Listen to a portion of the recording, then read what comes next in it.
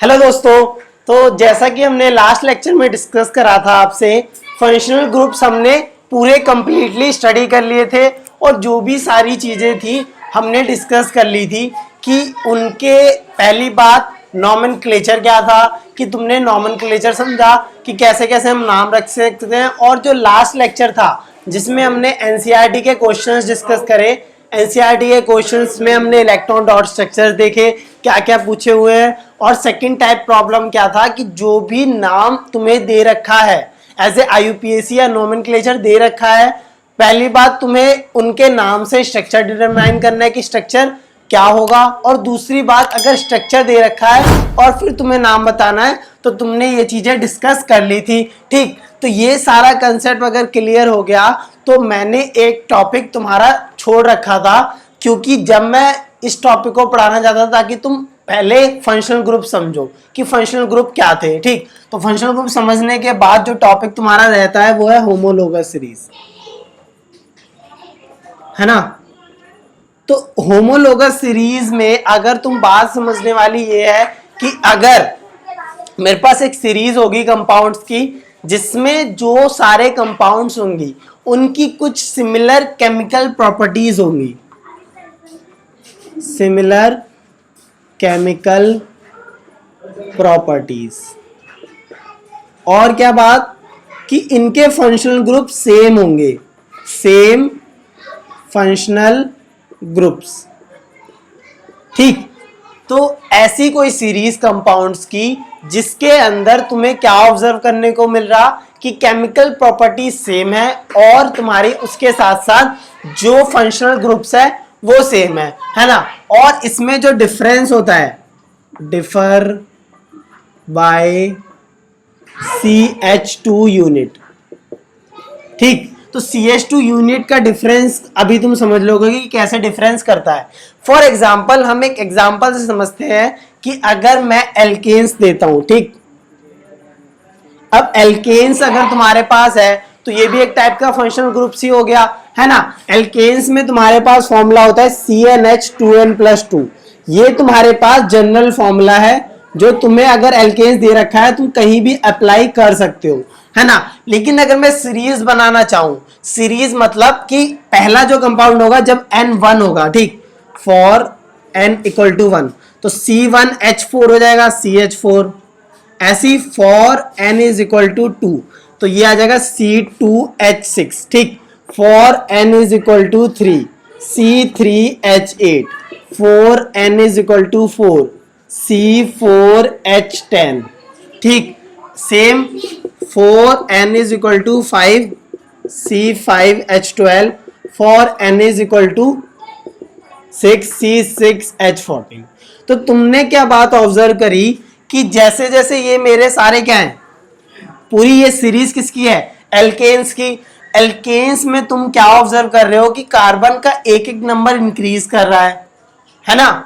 और हाइड्रोजन का नंबर देखो, यहां पे 4 कार्बन थे, यहां पर 6 हो गए, यहां पर 8 हो गए, यहां 10 हो गए, 12 हो गए, 14 हो गए।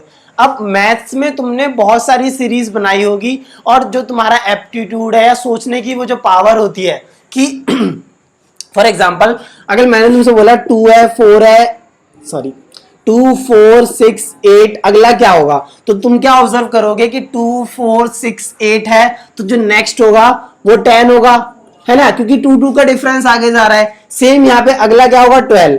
ठीक, तो मैथ्स वाली चीज यहाँ केमिस्ट्री में तुम ऑब्जर्व करो कि अगर मैं जब अगला जाऊंगा तो तुम्हें जनरल फॉर्मूला यूज नहीं करना, क्या यूज करना है कि एक एक कार्बन का डिफरेंस आ रहा है तो C7 होगा नेक्स्ट कंपाउंड, और हाइड्रोजन का डिफरेंस देखो 4 to 6 to 8 मतलब +2 होता जा रहा है, +2H +2H +2H, देखो ऑब्जर्व करो 8 10 10 से 2 प्लस करा +2H +2H +2H। ठीक, तो ये तुम्हारा आ गया H16 फॉर n = 7। अब मैंने जो ये सीरीज बनाई और जो मैंने ऑब्जर्व करके बनाई है, अगर मैं इसमें पुट करके देखूं, देखो यहां पर फॉर n = 7 लो तो C7H तुम्हारा आ गया 2 × 7 + 2 यानी कि C7 14 + 2 16, यानी कि जो तुमने गैस करा था सीरीज से वो बात सेम आ रही है। या अब तुम क्या ऑब्जर्व कर रहे हो कि यहाँ पर 2 हाइड्रोजन जुड़ रहे हैं और 1 प्लस कार्बन हो रहा है ना। तो ये जो मैंने बात लिखी थी डिफर बाय CH2 यूनिट, इसका मतलब ही ये था कि 2 हाइड्रोजन के एटम और 1 कार्बन का एटम से इस कोई भी होमोलोगस सीरीज में डिफरेंस होगा। अब पहला क्वेश्चन आना चाहिए, क्या एल्केन्स के लिए ऐसा हो सकता है, कोई दूसरे कंपाउंड्स नहीं हो सकते? तो हम दूसरे ले सकते हैं। फॉर एग्जाम्पल अगर मैं ले लूं एल्कीन्स, ठीक, इस बात को नोट करो, ऐसे ही सीरीज बनाओ, क्योंकि तुम अगर रट लोगे कि CH2 डिफरेंस होता है तो बात नहीं समझ में आएगी। अगर ऐसे सीरीज बनाओगे और डिफरेंस चेक करोगे एक एक सीरीज का कि CH4 था तुम्हारे पास, then C2H6, then C3H8, C4H10, C5H12, C6H14, C7H16, सब में डिफरेंस देखो, एक CH2 का डिफरेंस आ रहा होगा, एक कार्बन का डिफरेंस और 2 हाइड्रोजन का डिफरेंस, CH2 CH2। ठीक, अब मैं अगली जो सीरीज लिखूंगा उसमें तुम्हें खुद CH2 को ऑब्जर्व करना है कि कैसे उनमें डिफरेंस होगा। ठीक, तो ये एल्केन्स का नोट करो, मैं एल्कीन्स लिखता हूं। ठीक, तो एल्कीन्स का तुम्हें पता है जनरल फॉर्मूला CnH2n होता है ना।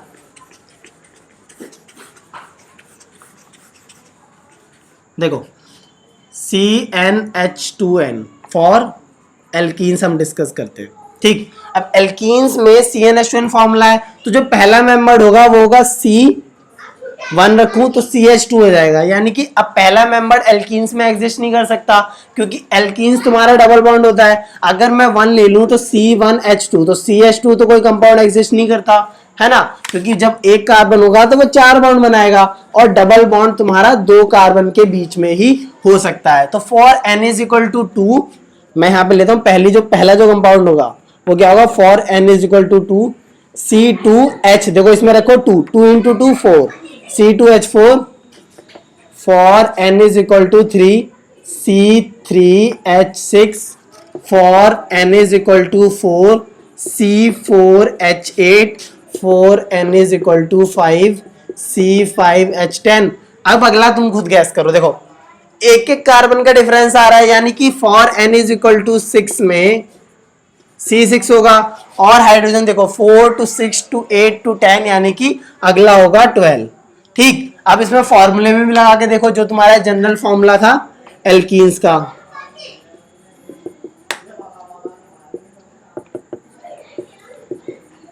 है ना। तो देखो यहाँ पे तुम एक एक कार्बन का डिफरेंस है और उसके साथ साथ 2 हाइड्रोजन का डिफरेंस आ रहा है ना। तो बात समझने वाली ये थी कि अगर होमोलोगस सीरीज में तुम्हारे पास जो भी सीरीज ऑफ कंपाउंड्स दे रखे होंगे उनमें डिफरेंस होगा CH2 का, है ना।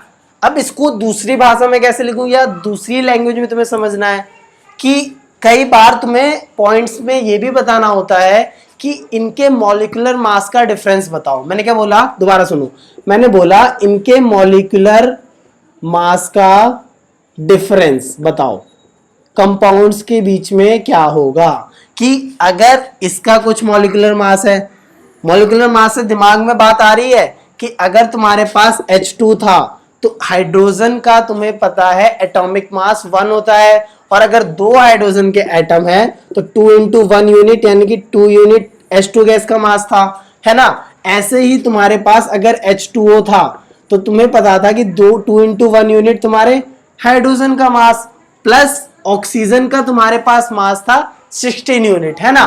तो यहां पर ऑक्सीजन 1 इंटू 16 यूनिट आ गया, तो ये तुम्हारा हो गया 18 यूनिट। ठीक, ये 18 यूनिट तुम्हारा क्या है, मॉलिक्यूलर मास H2O का, है ना। अब मैंने अगर इनका निकालने को बोला तो तुम्हें बात पता होगी कि एटॉमिक मास कार्बन का कितना होता है 12 यूनिट, और हाइड्रोजन का पता है तुम्हें 1 यूनिट, है ना। तो इन दोनों को तुम यहां पर रखो, तो 2 तरीके हैं तुम्हारे पास। अब मैं तुम पे छोड़ता हूं तुम्हें बात कैसे समझनी है। अगर मैं इसको देखूं तो देखो यहाँ पे कार्बन है 2, है ना, तो 2 कार्बन, तो एक का कितना है 12, तो 2 का 24, और एक कार्बन हाइड्रोजन का है 1, तो 4 का यानी कि 4, तो यहाँ पे 24 प्लस 4 28 यूनिट इसका मास होगा। ठीक, ऐसे ही C3H6 देखो 12 इंटू 3 36 प्लस 6 32 यूनिट, सॉरी 42, है ना। ऐसे ही इसका होगा 12 4 48 प्लस 8 64, 48 और 8 64, है ना। देखो अब बात समझने वाली तुम्हारे पास ये थी कि क्या हो गया इसमें, 14C4H8 हमने सही बनाया, C4H8, 12 4 48 और 8 56, सॉरी मैं गलत जोड़ रहा हूँ, है ना। अब 56 यूनिट तुम्हारे पास आ गए इनके मास, है ना। अब तुम इनका डिफरेंस देखो, 42 और 18 28 में डिफरेंस आ रहा है 14 यूनिट का, है ना। ऐसे ही 56 और 42 में आ रहा है 14 यूनिट का, है ना। अब ये बात तुम्हें समझनी थी कि यहाँ पे डिफरेंस CH2 का आ रहा है हर किसी में, तो जो CH2 का मास है हमारे पास डिफर बाय CH2 यूनिट, जो CH2 यूनिट का मास होगा वही तुम्हारे जो सीरीज ऑफ कंपाउंड्स है उनका मास होगा। तो CH2 का अगर मैं मास देखूं तो 12 यूनिट प्लस 2 इंटू 1 यूनिट, ये तुम्हारा हो गया 14 यूनिट तुम्हारा CH2 यूनिट का मास। और यही किसी भी होमोलोगस सीरीज में 14 यूनिट, ये 4 है और ये U है, कंफ्यूज ना होना, 14 यूनिट जो है डिफरेंस होगा मॉलिक्यूलर मास का किसी भी होमोलोगस सीरीज में। ठीक, ये सब बातें नोट करने की है, या वैसे नोट करने की बात सिर्फ इतनी है कि CH2 का डिफरेंस होता है, वो भी तुमने सीरीज में देख के जनरल फॉर्मूला तुमने स्टार्टिंग में याद करा था वही अप्लाई करते हुए जाना है, और ये तुम्हारा यहाँ पे सॉल्व हो गया। ठीक, तो इतनी बातें तुम्हारी होमोलोगस सीरीज की एल्केन्स के लिए और एल्कीन्स के लिए। अब जरूरी नहीं है कि एग्जामिनर तुमसे इतना तक ही रेस्ट्रिक्टेड रहे कि तुमसे एल्केन्स और एल्कीन्स की पूछे, कई बार वो फंक्शनल ग्रुप्स की होमोलोगस सीरीज बोल सकता है, क्योंकि देखो हमने बात क्या करी है, सेम फंक्शनल ग्रुप्स जब बोला है तो यहाँ पे फंक्शनल ग्रुप्स तो तुम्हारा कुछ भी आ सकता है, कुछ भी इन द सेंस जो तुमने 4-5 पढ़े, ketone, hexanol, carboxylic, aldehyde, alcohol, ये सब। ठीक, तो यहाँ पर मैं ले लेता हूँ तुम्हारे लिए कार्बोक्सिलिक कहते हैं, ठीक है, थोड़ा कॉम्प्लेक्स लो ताकि तुम इजी वाले भी समझ सको। तो अगर कार्बोक्सिलिक एसिड की मैं बात करता हूं तो कार्बोक्सिलिक एसिड में अगर एक कार्बन प्रेजेंट है तो तुमने क्या बात समझी थी कि कार्बोक्सिलिक एसिड में जो हमारा वो होता है ग्रुप, वो क्या होता है, C डबल बॉन्ड OH। ठीक, ये ग्रुप होता है। अगर कार्बन एक ही प्रेजेंट है तो एक कार्बन है, इसी पे डबल बॉन्ड O और OH होगा। ठीक, अब इसका मुझे सेकंड मेंबर बताना है, इस सीरीज का सेकंड मेंबर क्या होगा। सेकंड मेंबर मतलब अगला वाला, अगर 2 कार्बन आ जाते हैं तो देखो 2 कार्बन आ गए, अब इस लास्ट वाले में मैं डबल बॉन्ड O और OH अटैच कर देता हूं। ठीक, देन अब इस कार्बन के लिए देखो 4 बॉन्ड तो बन गए, 2 ऑक्सीजन के साथ, एक OH के साथ और एक इस वाले कार्बन के साथ। अब यहां पर इसने एक ही बॉन्ड बनाया तो यहां पे 3 हाइड्रोजन से ये जुड़ सकता है। ठीक, ये इस सीरीज का सेकंड मेंबर हो गया। थर्ड मेंबर देखो, अगर 3 कार्बन एटम ऐसे लग गए तो लास्ट वाले को तुमने कार्बोक्सिलिक एसिड लगाया, यहाँ पे H H H H और H। ठीक, अब अगर तुम इसमें भी डिफरेंस देखो, देखो एक एक कार्बन का डिफरेंस आया तो डिफरेंस तो तुमने समझ लिया C का आ रहा है। ठीक, और क्या ऑक्सीजन का डिफरेंस आ रहा है, तो आंसर है नो, क्योंकि यहां पर फंक्शनल ग्रुप सेम है, हर बार OOH OOH OOH और वो एक ही सेम लग रहा है। डिफरेंस बताने को मतलब मैं कह रहा हूं कि अगर तुम्हारे पास सीरीज है 1 4 7 10, ठीक, तो इस सीरीज में अगर डिफरेंस बताना है तो 4 में से 1 गया 3, 7 में से 4 गया 3, 10 में से 7 गया 3, तो ऐसे ही जो अगला होगा 13 होगा, क्योंकि 13 में से 10 जाएगा तो 3 बचेगा। डिफरेंस मैं ये कह रहा हूं, मैथ्स लगाओ थोड़ी सी, है ना, यानी कि इस वाले में से मैं इसको माइनस कर दूं। ठीक, तो 2 कार्बन है तो एक कार्बन चला गया, एक कार्बन बचा, एक कार्बन आ गया, ये C double bond OH group इस पूरे OH को ले गया, है ना, और एक हाइड्रोजन चला गया, बचे कितने, 1 और 2 हाइड्रोजन। तो यहां पर भी डिफरेंस किसका आ गया, CH2 का। ठीक, अगला देखो, इनमें और इसमें डिफरेंस बताओ, तो इसमें से अगर इसको माइनस करो, 3 कार्बन एटम्स है, 2 कार्बन एटम माइनस हो गए तो एक कार्बन एटम बचा, यहां पर भी OH है, यहां पर भी OH है, ये इन्होंने माइनस कर दिया तो O और OH नहीं आएंगे डिफरेंस में।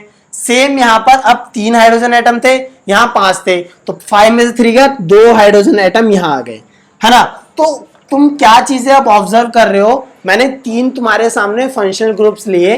कार्बोक्सिलिक एसिड मैंने बोला, तो कार्बोक्सिलिक एसिड में जो चेन है उसमें क्या ऑब्जर्व करा तुमने कि जो नेक्स्ट वाला कार्बन का ग्रुप है या जो नेक्स्ट वाली कार्बोक्सिलिक एसिड है उसमें से माइनस करने पर CH2 का डिफरेंस आ रहा है, ठीक। और ये CH2 का डिफरेंस कितना है, 14 यूनिट्स, क्योंकि कार्बन का मास 12 और हाइड्रोजन के 2 तो 2 हो जाएगा, ठीक। 14 यूनिट मतलब इतना मॉलिक्यूलर मास का डिफरेंस आ रहा है। तो जो ये CH2 का डिफरेंस आ रहा है, चाहे मेरा कार्बोक्सिलिक एसिड हो, चाहे मेरा कीटोन हो, या फिर कोई भी अल्कोहल ग्रुप हो, जो डिफरेंस आने वाला है वो CH2 ही आएगा। एक और ले लेता हूं कॉम्प्लेक्स सा, फॉर एग्जाम्पल हम एल्डिहाइड लेते हैं, ठीक। तो कार्बोक्सिलिक एसिड नोट कर लो, CH2 का डिफरेंस आएगा। ऐसे ही जो अगला वाला कार्बन होगा या अगला वाला इस सीरीज में कंपाउंड होगा, उसमें 4 कार्बन होंगे, लास्ट वाले पे OH लगाना, तुम खुद करके देखो, प्रैक्टिस होगी तुम्हारी।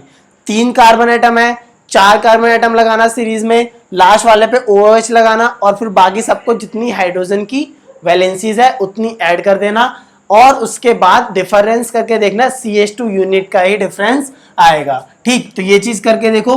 देख, अब नेक्स्ट डिस्कस करते हैं। अगर हमारे पास एल्डिहाइड ग्रुप है, ठीक, तो एल्डिहाइड ग्रुप का याद करो फंक्शनल ग्रुप क्या था, जो मैंने टेबल वाइज बनाया है लास्ट लेक्चर में, है। तो हमने क्या बोला था, एल्डिहाइड। अब एल्डिहाइड में चेंज क्या आता है, टर्मिनल होता है, लेकिन यहां पर OH की जगह H हो जाता है, ठीक। तो अगर पहला जो मेंबर है, इसका पहला मेंबर क्या होगा, एक कार्बन एटम है तो कार्बन एटम आ गया, इसको तुमने O और H जोड़ दिया। अब इस कार्बन के पास देखो फंक्शनल ग्रुप तुमने लगा दिया, ठीक। अब यहाँ पे 2 और 3 बॉन्ड बन गया, यानी कि एक हाइड्रोजन अटैच हो जाएगा इससे, है ना। जो नेक्स्ट वाला होगा उसमें 2 कार्बन होंगे, तो इस वाले कार्बन पे डबल बॉन्ड हो और H लगा दिया। देखो साथ साथ चलते जाना है तुम्हें कि ये फंक्शनल ग्रुप है, कि ये तो होना ही चाहिए, बाकी जिसमें नहीं है उसको हाइड्रोजन दे दो जितने उसे चाहिए, इसको तो चाहिए नहीं क्योंकि देखो कंप्लीट हो गया है ना। नेक्स्ट वाला देखो C double bond O H H H, अगला खुद बना के देखना, ठीक। डिफरेंस देखो, कार्बन 2 कार्बन, तो डिफरेंस क्या आया, एक कार्बन आया, डबल बॉन्ड O कट गया, यहाँ पे 4 हाइड्रोजन थे, यहाँ पर 2 हाइड्रोजन, तो CH2 का डिफरेंस आ गया।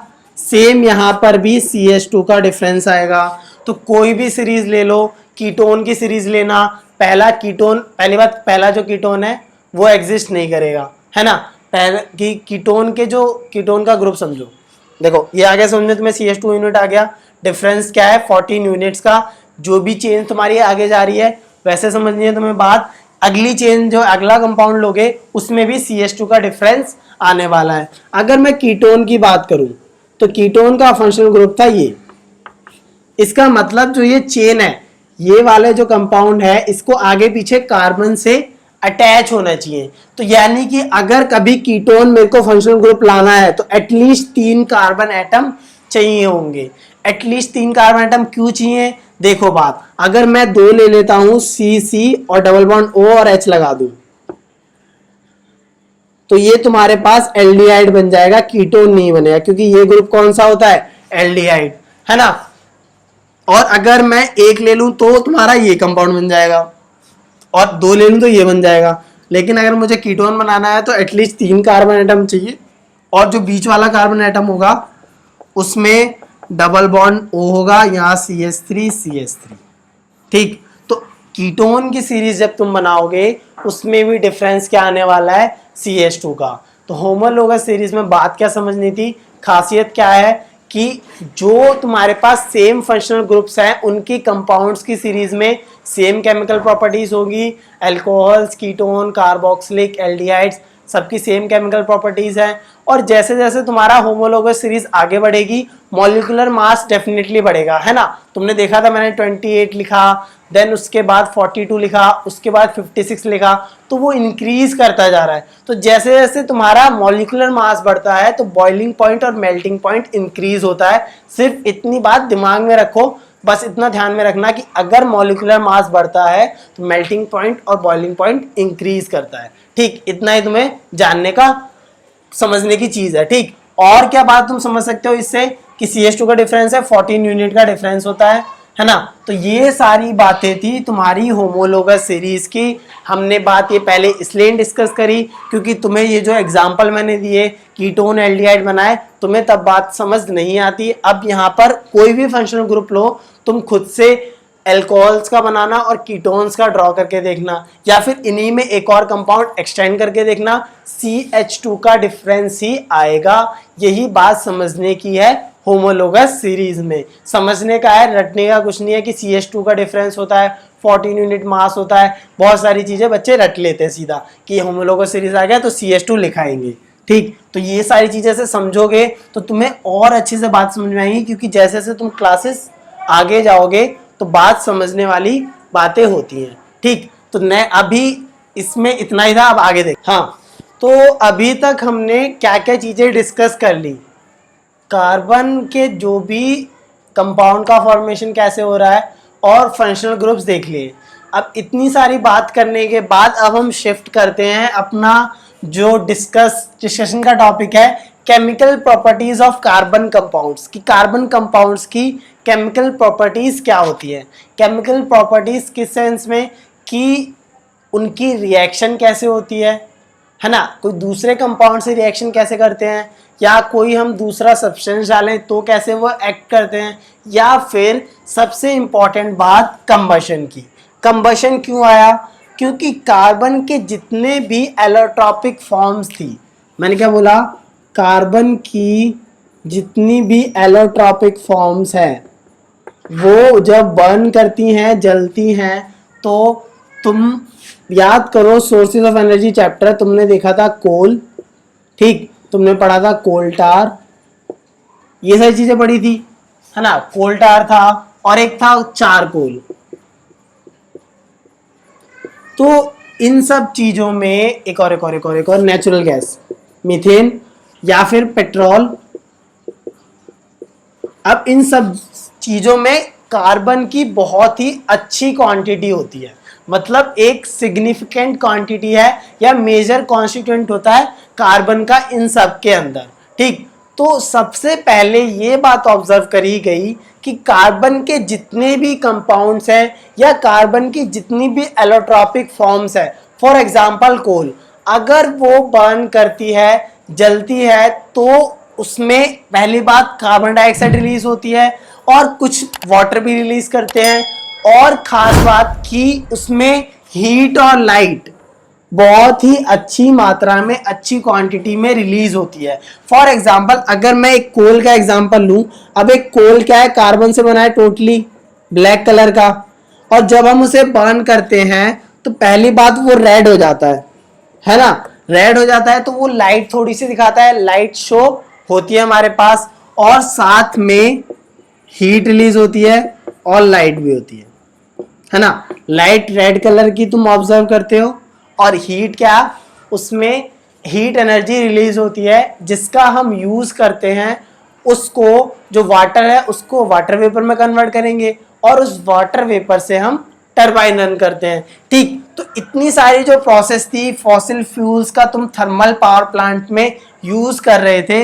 फॉसिल फ्यूल्स में मेजर कॉन्स्टिट्यूएंट क्या क्या चीजें थी, कोल वगैरह है ना, चारकोल वगैरह, और साथ में तुम्हारा ये नेचुरल गैस। ठीक, तो और पेट्रोलियम है ना, इनमें मेजर कॉन्स्टिट्यूएंट कार्बन था। जब ये बर्न करते हैं तो हीट और लाइट एनर्जी रिलीज करते हैं, और CO2 गैस का हमने बातें डिस्कस करी थी कि CO2 गैस क्या है, ग्रीन हाउस इफेक्ट दिखाती है, इसीलिए ये चीजें खराब थी। लेकिन यहाँ पर जो ये हमने ऐसे ही चीजें समझी थी कि यहाँ पे कार्बन डाइऑक्साइड रिलीज होती है, अब उसको हम एक रिएक्शन की फॉर्म में पढ़ रहे हैं कि रिएक्शन एक्चुअल में होती कैसे है, कैसे फॉर्मेशन हो रहा है, कौन कौन से कंपाउंड बनते हैं, और कैसे हीट और लाइट एनर्जी रिलीज हो रही है। तो फॉर एग्जांपल जो पहली रिएक्शन मैंने लिखी है कि कार्बन की यहाँ पर कोई भी एलोट्रॉपिक फॉर्म हो सकती है, कोल हो सकती है, डायमंड हो सकती है ना, और साथ में बकमेशल फुलरीन या जो भी इसकी फॉर्म एग्जिस्ट करती है, तो ये ऑक्सीजन की प्रेजेंस में बर्न करेगी, तो हमारे पास CO2 गैस रिलीज हो रही है ना, और CO2 गैस रिलीज होने के साथ हीट और लाइट जो है हम ऑब्जर्व कर रहे हैं।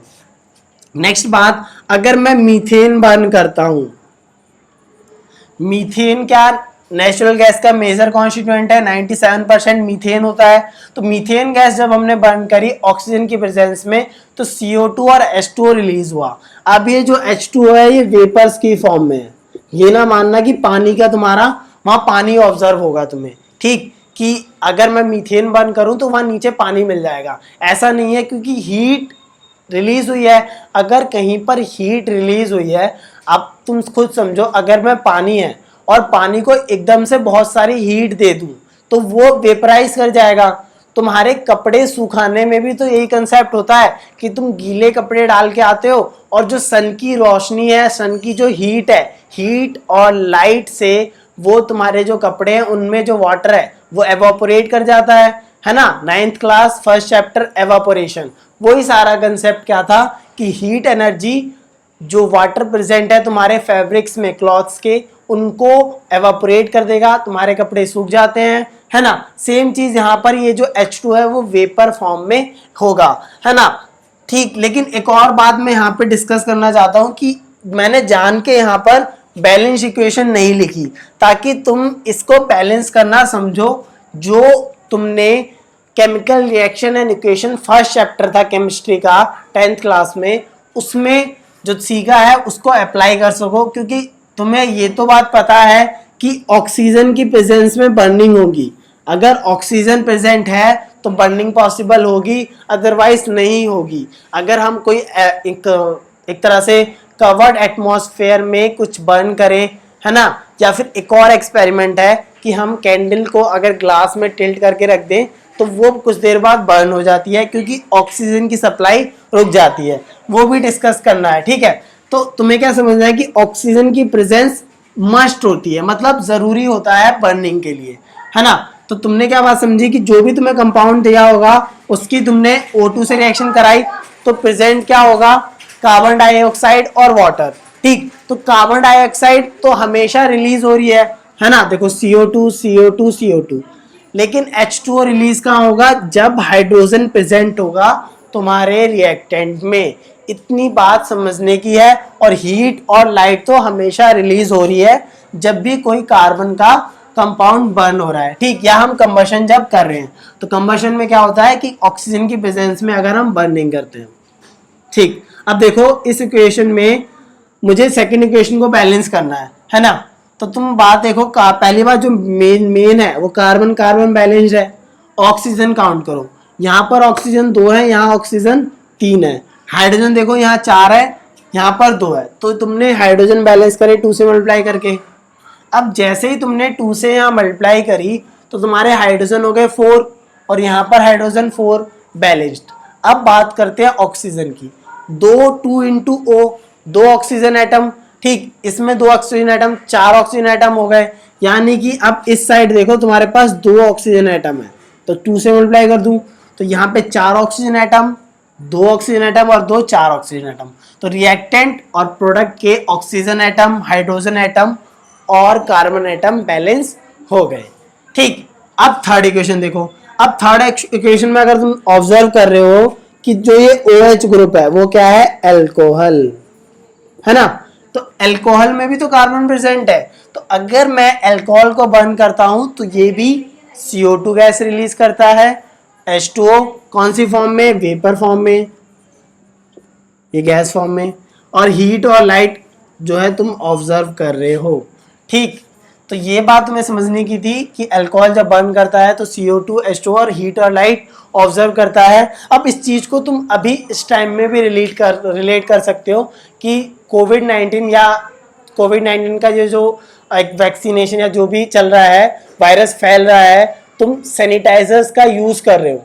अब सैनिटाइजर्स में अल्कोहल का कंटेंट होता है, ठीक। तो ये एडवाइजेबल है या ये कहा जाता है कि अगर जो घर की फीमेल्स हैं जो जिनका किचन में ज़्यादा काम है, स्टोव्स, गैस स्टोव्स के आसपास रहते हैं, तो उन्हें सैनिटाइजर का यूज़ करके स्टोव्स के आसपास कम जाना है या फिर उस अल्कोहल को वॉश कर लेना है, क्योंकि अल्कोहल्स बहुत ही ज़्यादा फ्लेमेबल होती हैं, इनमें आग जो है बहुत जल्दी लगती है, ठीक। तो इसीलिए अल्कोहल देखो रिएक्शन भी तुम्हें समझ में आ रही होगी, है ना। तो ये बात तुम्हें समझ में आ गई, रिलेट तुमने कर ली डेली लाइफ से। लेकिन अब बैलेंसिंग की बात करते हैं।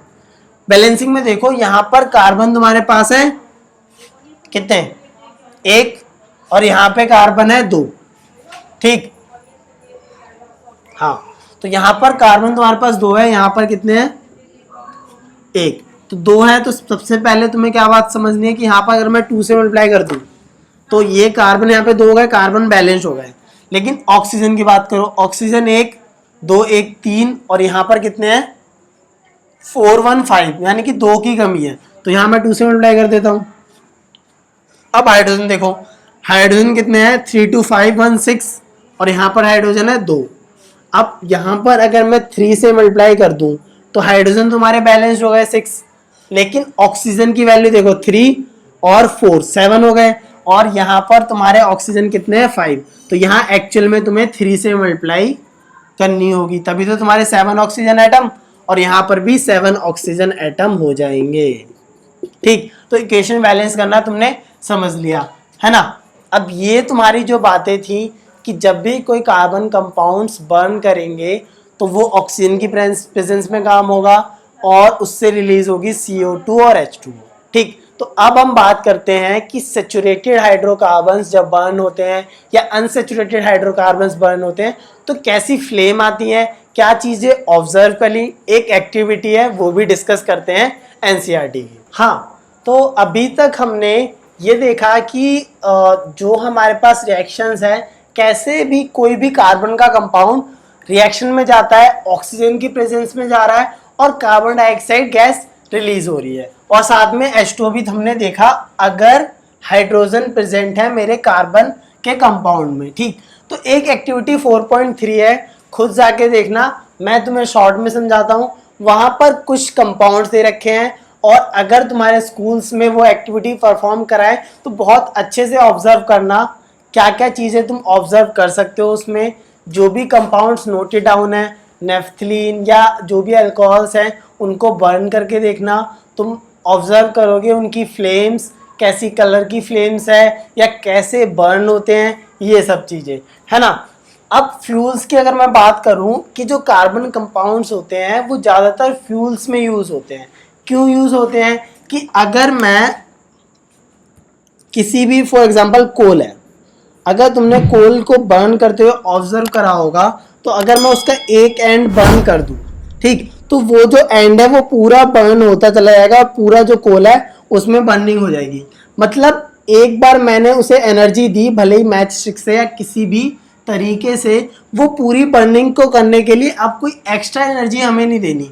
इसका सिंपल एग्जांपल, अगर मान लो तुमने कोल ऑब्जर्व नहीं करा तो अगर हमने देखी होंगी स्टिक्स जो यूज़ करते हैं हम पूजा वगैरह में, या जो अगरबत्तीज होती हैं उनको जब हम जलाते हैं तो जो टॉप पे पार्ट है उसको हम जलाते हैं, लेकिन धीरे धीरे वो जो स्टिक की लाइट है वो धीरे धीरे नीचे भी आने लगती है। इसका मीन्स तुमने एक बार एनर्जी दी उसके टॉप पार्ट पे, अब वो अपने आप एनर्जी बिना कोई तुम्हें लगातार माचिस को वहाँ नहीं लगाना, लगातार उसको एनर्जी नहीं देनी, वो अपने आप ही एक तरह से बर्न करता हुआ जा रहा है, ठीक। तो कार्बन कंपाउंड्स का एज अ फ्यूल यूज करने का सिग्निफिकेंस यही था कि एक बार तुमने अगर एनर्जी दे दी चाहे मैच स्टिक से या किसी भी पावर सोर्स से, अब वो जो फ्यूल है वो खुद बर्न होगा और खुद तुम्हें एनर्जी प्रोवाइड करेगा, एनर्मस अमाउंट ऑफ एनर्जी, ठीक। तो अब हमने कार्बन के जो कंपाउंड्स देखे, ऑर्गेनिक कंपाउंड्स, दो चीजें देखी थी, सैचुरेटेड और अनसैचुरेटेड। सैचुरेटेड हाइड्रोकार्बन्स में तुम्हारे पास आते हैं एल्केन्स और अनसैचुरेटेड हाइड्रोकार्बन्स में तुम्हारे पास आते हैं एल्कीन्स एंड एल्काइंस, ठीक। तो जब हमने एल्केन्स को बर्न करके देखा, एल्केन्स की गैस या जो भी लिक्विड में प्रेजेंट है उनको जला के देखा, तो हमने ऑब्जर्व करा कि वो एक क्लीन ब्लू फ्लेम देते हैं और कंप्लीट कंबशन में जाते हैं।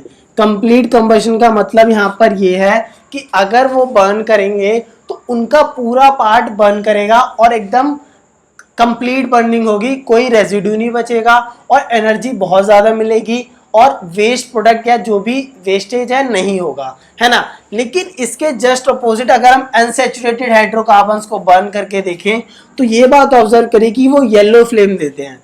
आप डिफरेंस समझो, यहाँ ब्लू फ्लेम है, यहाँ पे येलो फ्लेम है ना। और with a lot of black smoke, मतलब बहुत ज़्यादा ब्लैक स्मोक होता है, इसका मीन्स कि इसमें कंप्लीट कंबशन नहीं होता, do not undergo complete combustion.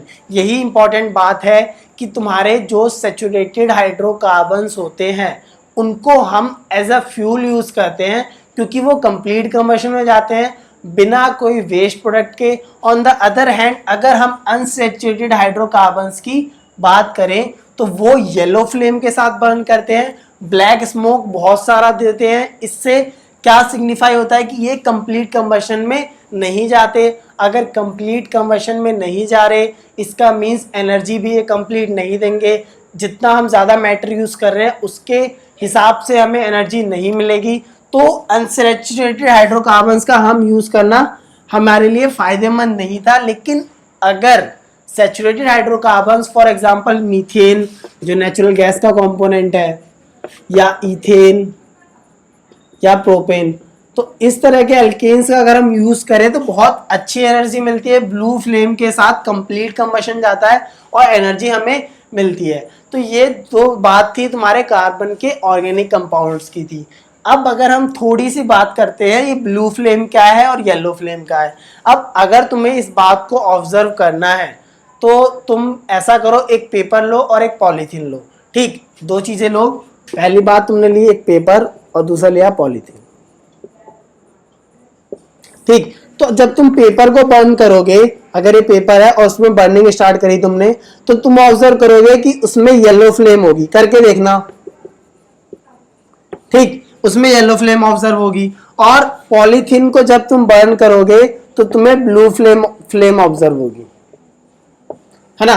तो यहां पर पेपर में तुम ऑब्जर्व करोगे कि ऐश प्रोड्यूस हुई है, राख प्रोड्यूस होगी, उसमें कुछ ना कुछ तुम्हें जो है रेजिड्यू मिलेगा ब्लैक कलर का। लेकिन पॉलीथीन में जो रेजिड्यू है या तो मिलेगा नहीं या बहुत ही कम मिलेगा, यानी कि ये ज्यादा एनर्जी प्रोड्यूस करेगा, ब्लू फ्लेम दे रहा है, कंप्लीट कंबशन में जा रहा है, रेजिड्यू बहुत कम बच रहा है। जबकि पेपर की बात करें येलो फ्लेम देगा, कंप्लीट कंबशन में नहीं जा रहा, तुम्हें रेजिड्यू बहुत ज्यादा मिल रहा है ऐश की फॉर्म में, राख की फॉर्म में, ठीक। तो यही तुम इसको समझ सकते हो, अनसैचुरेटेड पार्ट होगा ये और ये सैचुरेटेड, है ना।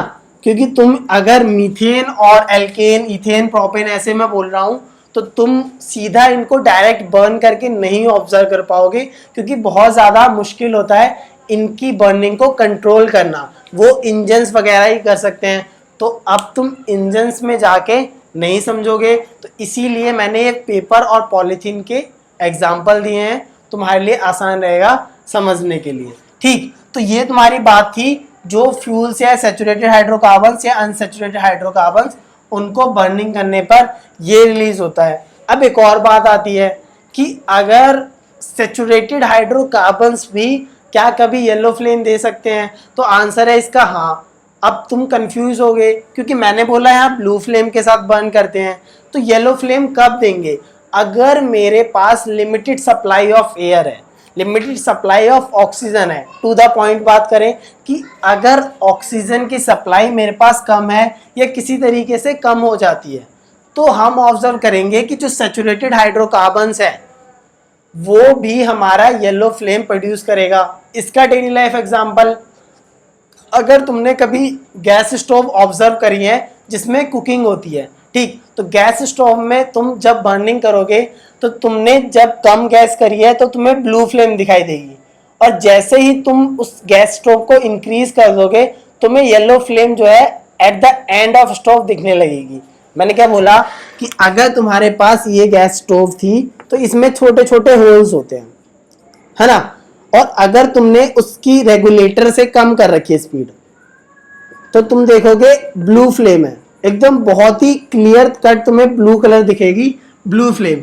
लेकिन जैसे ही तुमने इंक्रीज कर दी, अब ऐसे इंक्रीज करेगी तुम्हारी ये फ्लेम, है ना, और जो तुमने कंटेनर इसके ऊपर रखा है, अब तुम देखोगे जैसे इंक्रीज करा तो ये थोड़ी बहुत जो एंड पे है येलो फ्लेम होगी। तो येलो फ्लेम का मीन्स क्या है, जैसे ही तुमने फ्लेम बढ़ाई, अब ऑक्सीजन की सप्लाई जो हमारे एटमॉस्फेयर में वो सेम है। पहले बर्निंग तुम्हारी कम थी जब रेगुलेटर में तुमने कम करा था, फ्लेम कम थी तो ब्लू फ्लेम प्रोड्यूस थी, लेकिन जैसे तुमने इंक्रीज करा रेगुलेटर से अब ये येलो फ्लेम हो गई। इसका मीन्स कि जो ऑक्सीजन की सप्लाई थी, क्योंकि तुम्हारे जो सिलेंडर्स होते हैं कुकिंग वाले सिलेंडर्स, इंडेन, भारत पेट्रोलियम जो भी है, उसमें लिक्विफाइड पेट्रोलियम गैस होती है एलपीजी, जो कि सैचुरेटेड हाइड्रोकार्बन्स जिसमें एक मेजर कॉन्स्टिट्यूएंट होता है। ठीक, तो इसी में जब बर्निंग होती है तो ब्लू फ्लेम के साथ बर्निंग होगी जब तुम कम पे रखोगे, और जैसे ही इंक्रीज करोगे तो येलो फ्लेम में होगी। अब ये तो थी रेगुलेट करने की। अब कई बार अगर कैसे भी तरीके से तुम्हारी जो सप्लाई है स्टोव में अगर वो ब्लॉक हो गई तो भी येलो कलर का ऑब्जर्व होगा, या दो होल्स ब्रेक हो गए, जो ये रेगुलेटर इसके होल्स ब्लॉक हो गए, तो वहां पर इनकम्प्लीट कंबशन होगा। तो ये डेली लाइफ के कुछ एग्जांपल्स थे जिनसे तुम ब्लू फ्लेम और येलो फ्लेम का कंसेप्ट समझ सकते हो, है ना। तो ये सारी बात थी कार्बन कंपाउंड्स के कंबशन की। ठीक, तो इस लेक्चर को हम इतना ही रखते हैं। हमने दो चीजें इस चैप्टर लेक्चर में समझी, होमोलोगस सीरीज क्या होती है, ठीक, उसमें सारे अच्छे से नोट्स बनाना, point of to the point, और जो भी कंपाउंड्स मैंने बोले उनका भी एक बार सीरीज बना के चेक करना। और ये कंबशन की कि saturated compound blue flame, unsaturated yellow flame, एक एक पॉइंट वाइज एग्जांपल जो एक्सपेरिमेंट करने को बोला एक बार ऑब्जर्व करो, तुम्हें खुद ब खुद इंटरेस्ट आएगा साइंस में। क्योंकि तुम्हें अगर मैं ऐसे बोल दूं कि मीथेन बर्न करो तो ब्लू फ्लेम आएगी, तो तुम्हारे पास मीथेन की अवेलेबिलिटी नहीं है, तुम्हें कोई मीथेन नहीं देगा, लो जलाओ और ब्लू फ्लेम देखो, है ना।